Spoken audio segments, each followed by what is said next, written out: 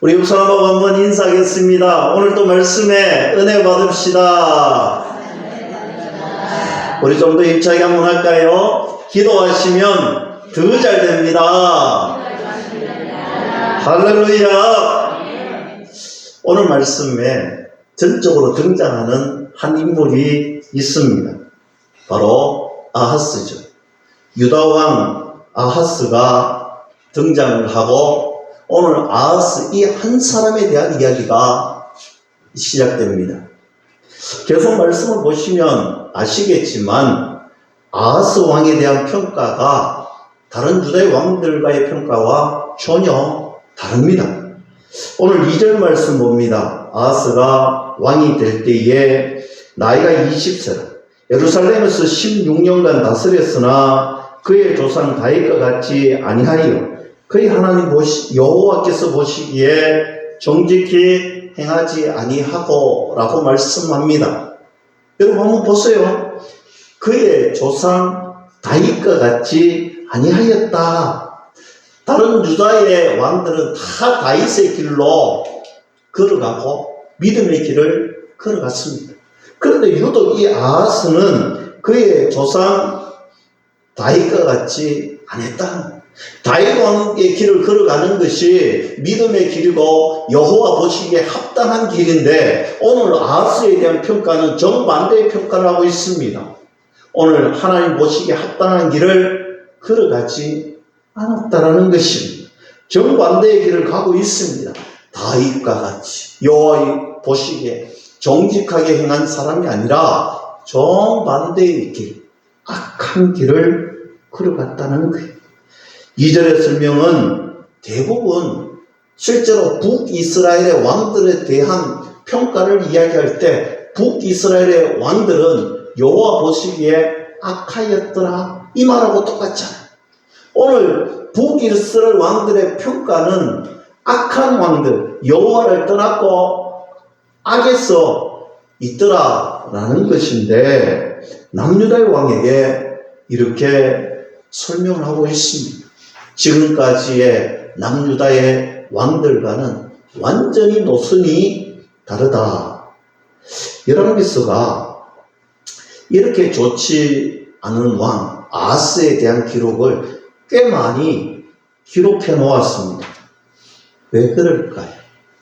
좋은 왕들의 이야기를 적어놓고 우리가 좋은 왕들의 그 신앙의 노선을 따라서 본을 받아서 우리의 삶에 적용하고 살아가면 참 좋을 텐데 오늘 여호와 보시기에 정직한 길로 가지 아니하고 다윗의 믿음의 노선을 따르지 않았던 정반대의 노선을 갔던 이 아하스 왕의 기록이 왜 많을까?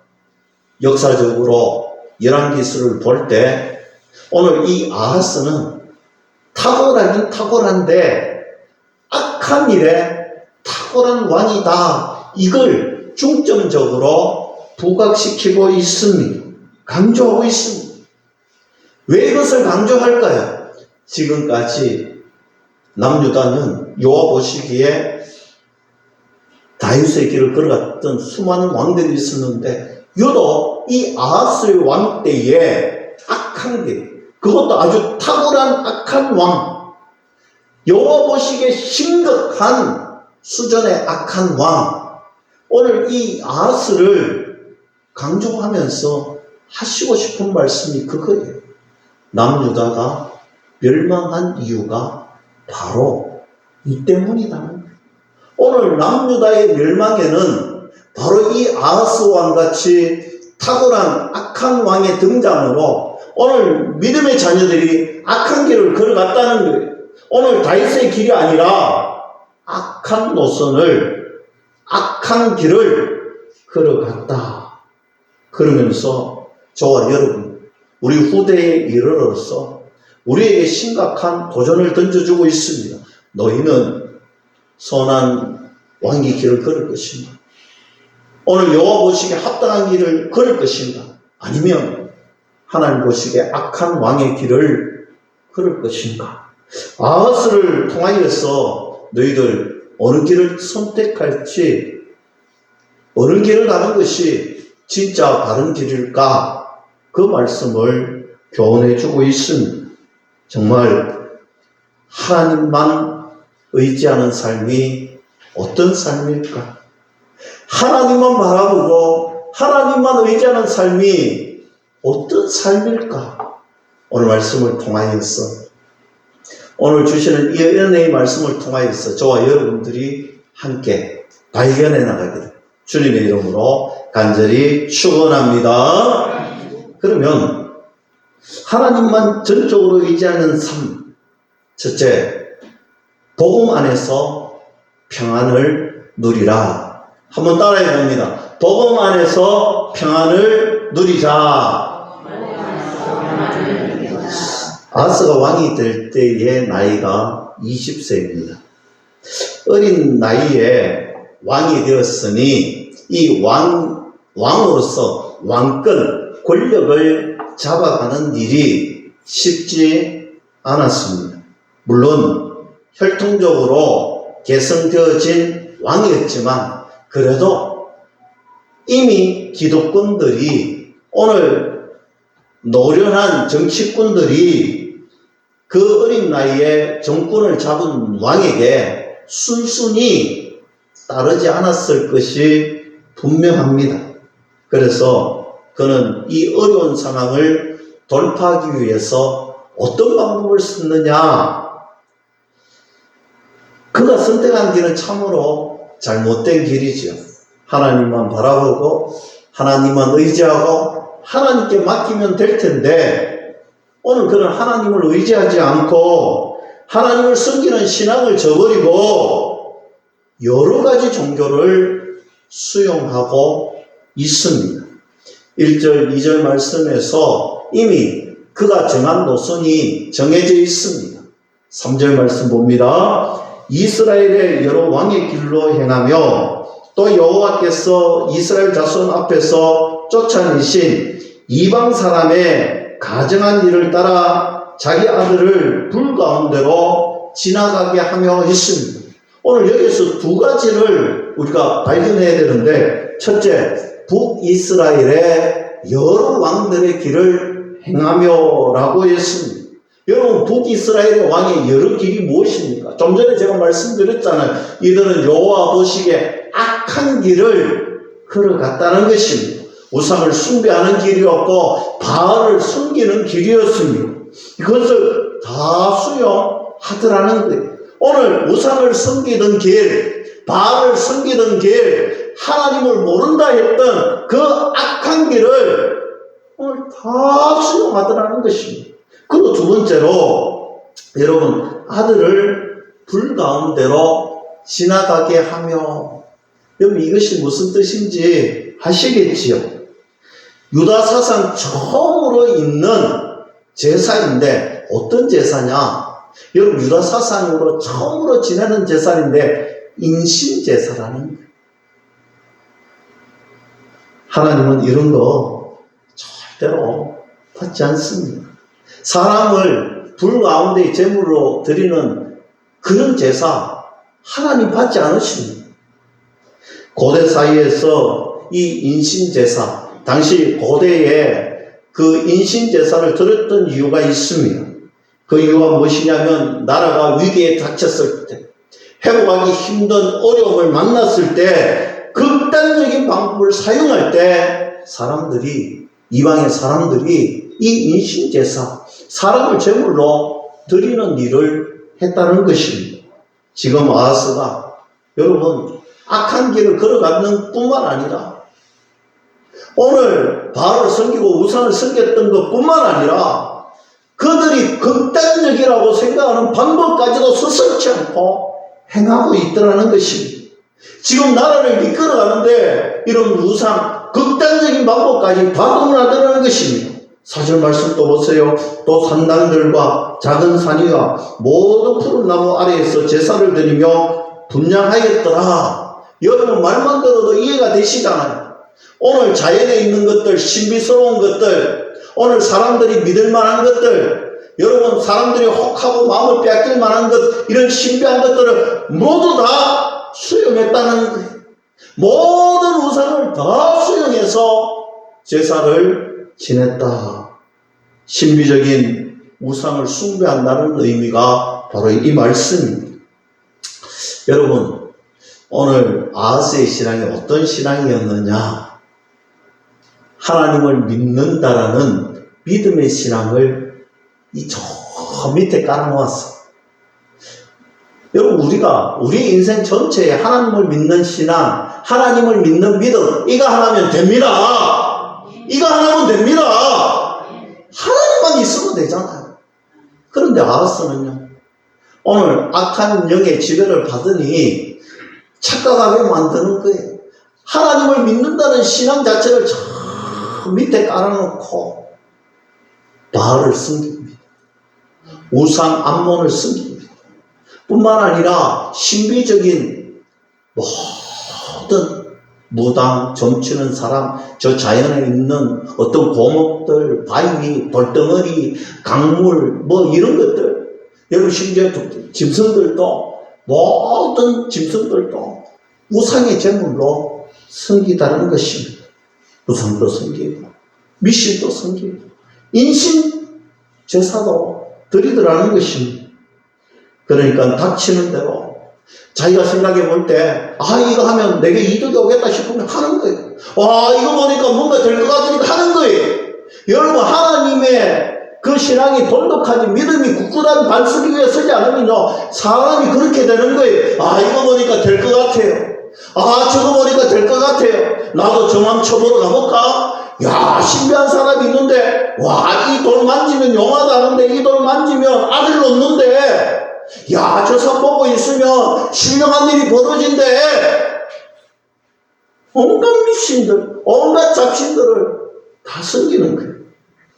여러분, 영화 같은 데 보면 누가 물에 빠졌을 때 여러분 한번 보세요. 물에 빠지면요, 그 사람은요, 하나님도 찾고요, 부처님도 찾고요, 온갖 잡신들을 다 찾습니다. 마치 모든 것을 수용하고 다 섬기겠다는 거예요. 어떤 왕이든 어떤 사람이든 어떤 미신이든 다 섬기고 수용하겠다는 것입니다. 여러분, 왜 아하스에게 이런 심리가 생겼을까? 왜 아하스는 지금 이런 심리, 이런 마음, 이런 신앙의 태도를 가졌을까? 그것은 불안하기 때문에 그렇습니다.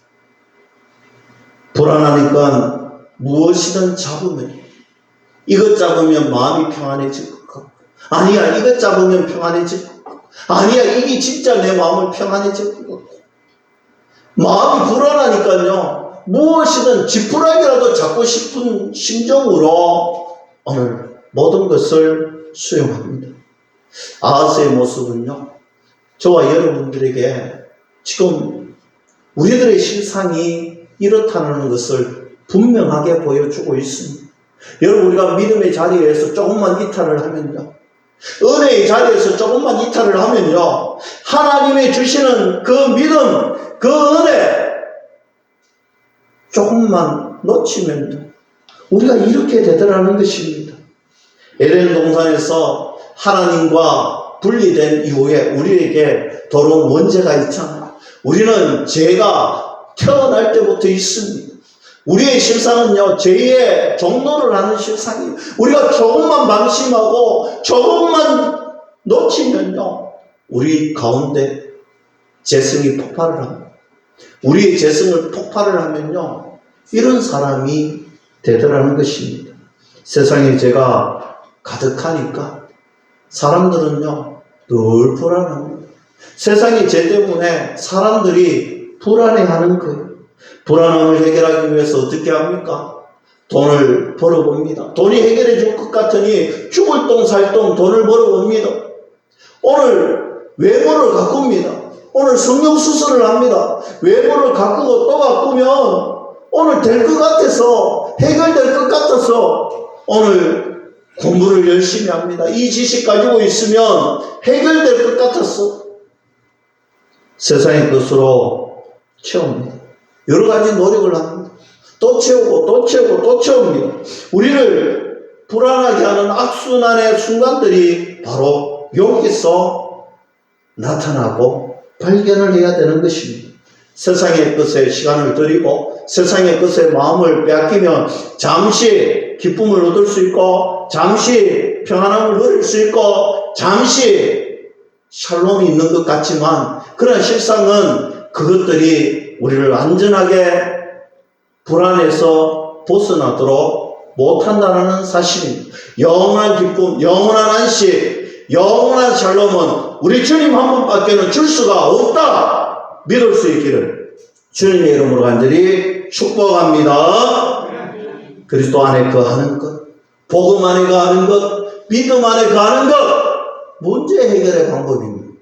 결국 우리의 불안함을 해결할 수 있는 근본적인 방법은 복음 안에, 복음 앞에 설 때, 복음 안에 있을 때 우리의 불안함이 해결이 됩니다.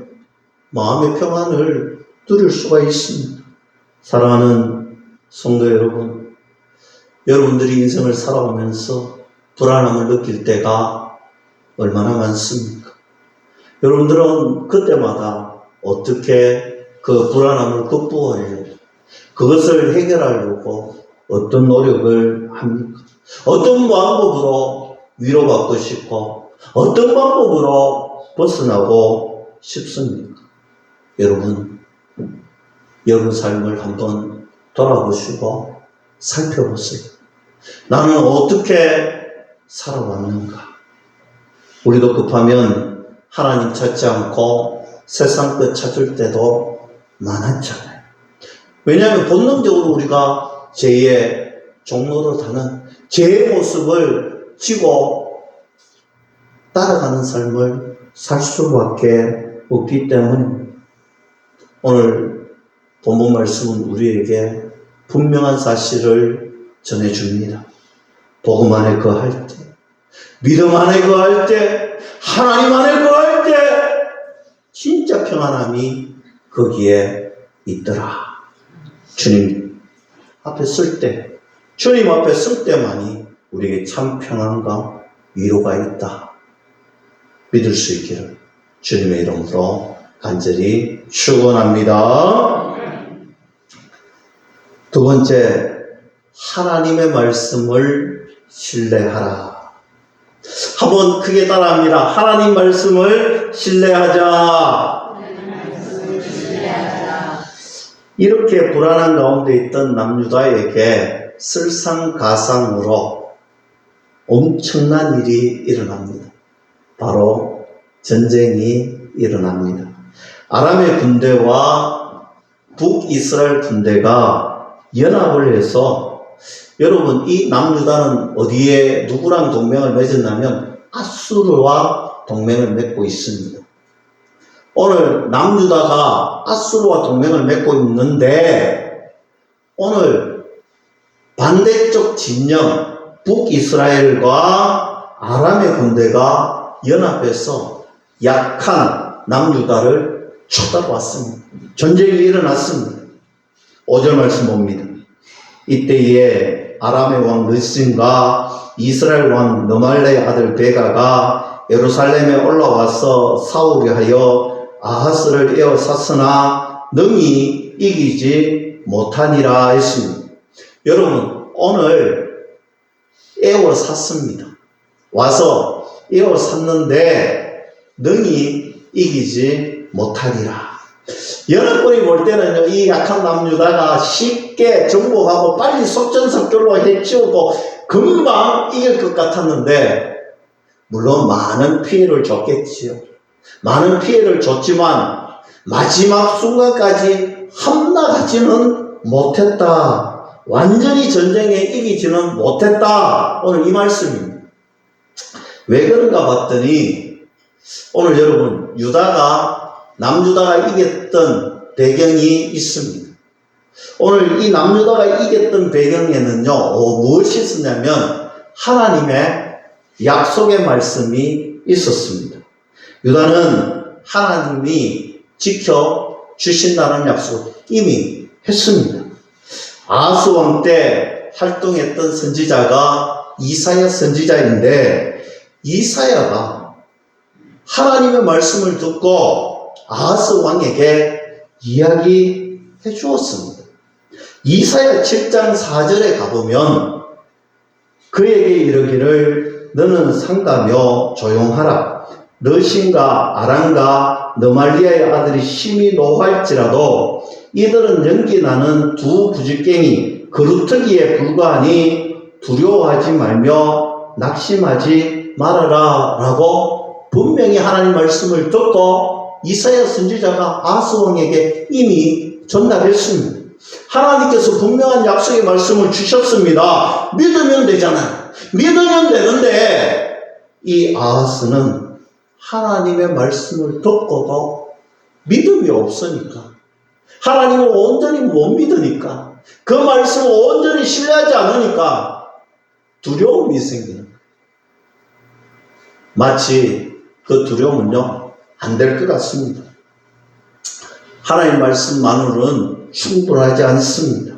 그래서 내린 결정이 우리의 동맹군 아수르에게 도움을 청하자. 7절 8절 말씀입니다.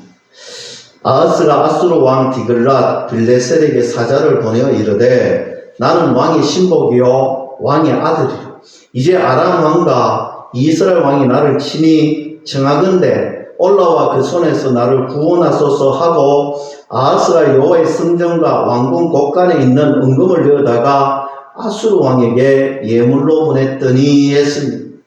저는 이 말씀을 읽는데 얼마나 가슴이 답답하고 분하고 화가 나든지, 여러분 이것은요,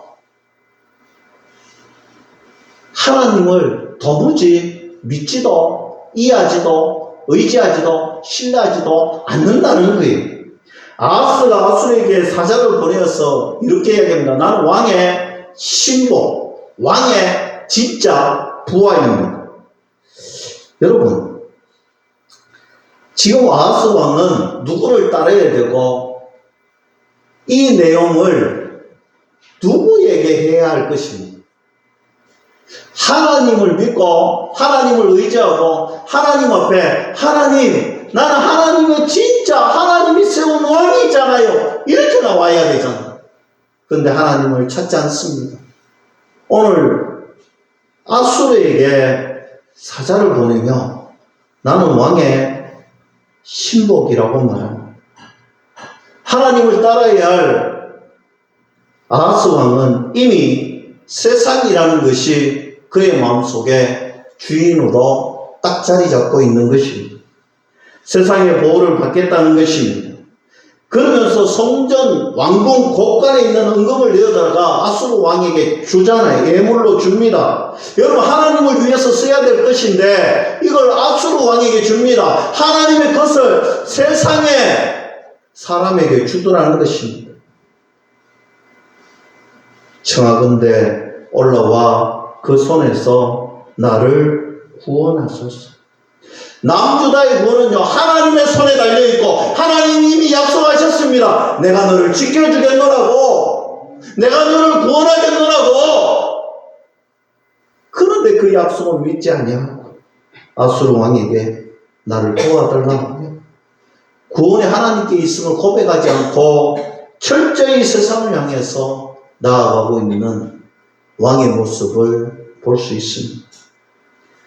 이런 아하스 왕의 결정적인 실수가 보이지요.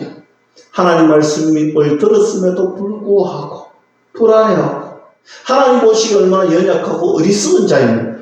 말씀에 대한 불신앙에서부터, 말씀에 대한 불신으로부터 문제는 일어납니다. 여러분, 우리들의 삶의 문제를 한번 되새겨보세요. 우리들의 삶의 문제는요, 하나님을 불신하고 말씀을 불신하고 하나님의 능력을 불신하기 때문에 일어납니다. 우리도 살아가면서 세상 소리 참 많이 듣잖아요. 사람들의 소리를 듣고 세상의 소리도 듣고 또 하나님 말씀이 들릴 때도 있습니다. 우리에게 다양한 소리가 들리고 우리에게 필요한 소리들이 분명히 있습니다. 그런데요, 세상에 들리는 이 다양한 소리에서 분별할 수 있는 능력을 우리가 구해야 되겠다. 하나님 말씀 듣고 하나님 말씀에 순종하고 하나님 말씀 의지하고 세상의 것을 멀리하는 저와 여러분들이 다 될 수 있기를 주님의 이름으로 간절히 축원합니다. 끝으로 제2의 물들지 말라 했습니다.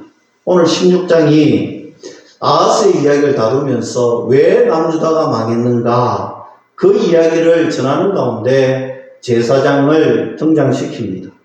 무슨 말이냐면 오늘 왕도 타락했고 오늘 종교도 타락했다는 거예요. 왕도 타락하고 제사장도 타락했다는 거예요. 그러니 하나님의 심판밖에 남은 것이 없다라는 거예요. 10절 말씀 우리가 읽지는 않았지만 한번 봅니다. 아하스 왕이 아수르 왕 디글랏 빌레셀을 만나러 다메섹에 갔다가 거기 있는 제단을 보고 아하스 왕이 그 제단의 모든 구조와 제도의 양식을 그려 제사장 우리아에게 보냈더니 했습니다. 오늘 다메섹에 가서 우상의 제단을 보고 그 제단의 모든 구조, 양식 이런 것을 그려서 제사장 우리아에게 보냈다는 거예요. 여러분 얼마나 웃기는 일입니까? 지금 남의 나라 여러분 여행을 갔습니다. 남의 나라로 해외 여행 중에 오늘 제단을 보고 와 우상의 제단을 보고 와 마음에 든다는 거예요. 그 도면을 그려가지고 본국으로 보냈습니다. 오늘 제사장 우리아에게 내가 이 제단 봤는데 좋다라는 거예요. 오늘 얼마나 좋은지 해외 여행 중에 도면을 그려가지고 도면을 보냈다는 거예요. 우상의 잘못된 문화들이 들어올 수밖에 없는 환경이 열렸습니다. 그런데 보세요. 제사장의 모습을 보면 더 가관입니다. 우리아 제사장은 왕이 해외여행에서 마치고 돌아오기 전에 오늘 왕이 보내줬던 그 우상의 제단을 이미 다 만들어놨는 거예요. 제사장이 영적 분별력이 없어도 어떻게 이렇게 없을 수가 있어? 왕이 그런 걸 보내도 왕이시여 이건 아니잖아요. 내 목숨을 내어놓을지라도 저는 이거 수용하지 못하겠습니다. 이래야 되잖아요. 그러나 자기 목숨이 위태로울 수 있으니 왕의 말을 들었던 것입니다. 11절 보세요. 아하스 왕이 다메섹에서 돌아오기 전에 제사장 우리아가 아하스 왕이 다메섹에서 보낸 대로 모두 행하여 제사장 우리아가 제단을 만든지라. 왕도 제사장도 다 죄에 물들으니까요. 종교가 혼탁해지고 우상의 것들이 난무해지기 변질이 되더라는 것입니다. 성전 기물을 옮겨 놓아야 되는데 여러분 한번 보세요. 다윗 왕으로부터 시작해서 솔로몬에 의해서 이 성전이 완성되잖아요. 여러분 성전이 완성되었는데 완성될 때 여러분 기억하시죠? 하나님께서 이것은 어디에 어떻게 세워야 될지 어떻게 사용해야 될지 하나님이 친히 말씀하셔서 오늘 성전의 제단을 만들어 놨는데 하나님이 친히 말씀하신 대로 해놓았는데 지금 제사장도 왕도 오늘 하나님이 해놓으신 것을 자기 마음대로 바꾸기 시작하는 머릿속에 하나님이라고는 도대체 찾아볼 수가 없습니다. 하나님을 두려워하는 마음도 없고 신앙적인 양심도 없는 거예요. 18절 말씀 보세요. 또 안식일을 쓰기 위해 성전에 건축한 낭실과 왕이 밖에서 들어가는 낭실을 아수르 왕을 두려워하여 여호와의 성전에 옮겨 세웠더라. 여러분 아수르 왕을 두려워하여 이게 문제라는 거예요. 두려움의 대상이 하나님이 아니라는 거예요. 오늘 두려움의 대상이 아수르 왕이라는 거예요. 이처럼 타락하고 분별력이 없어진 거예요. 여러분 우리가 세상 살아가면서 진짜 두려워할 존재가 누구입니까? 세상에서 주는 안락함, 재물이 주는 안락함, 먹고 사는 문제, 여러분 그것이 우리를 두렵게 합니까? 아니에요. 우리의 영원한 생명을 책임지시는 하나님 앞에 두렵고 떨리는 마음으로 나와야 되는 것입니다. 하나님을 보세요. 두려워하는 마음으로 하나님을 보세요. 코난데오의 하나님을 보십시오. 하나님을 경외하는 신앙이 없고 그저 세상에 쫓겨 살아가면 세상에 두렵고 움츠러 살면 죄의 모습도 있지만 하나님의 백성의 모습은 다 사라지고 마는 것입니다. 그러니 심판받을 수밖에 없다라는 거예요. 하나님과 세상 사이에서 고민하지 말라는 거예요. 하나님과 세상 사이에서 고민하지 말고 하나님만 믿고 하나님의 편에 서서 서로 건면하고 서로 이끌어주고 말씀 안에 순종하고 아멘하며 겸손히 전진하는, 세상이 아무리 화려해도 유행이 있어도 그저 그거 따라가는 사람이 아니라 하나님의 제단이 세상 제단보다 보잘것없고 작아 보일지라도 하나님의 임재가 있는 그곳이 하나님의 성전이 내 삶의 전부가 될 수 있기를 주님의 이름으로 간절히 축원합니다. 기도하겠습니다. 하나님 아버지,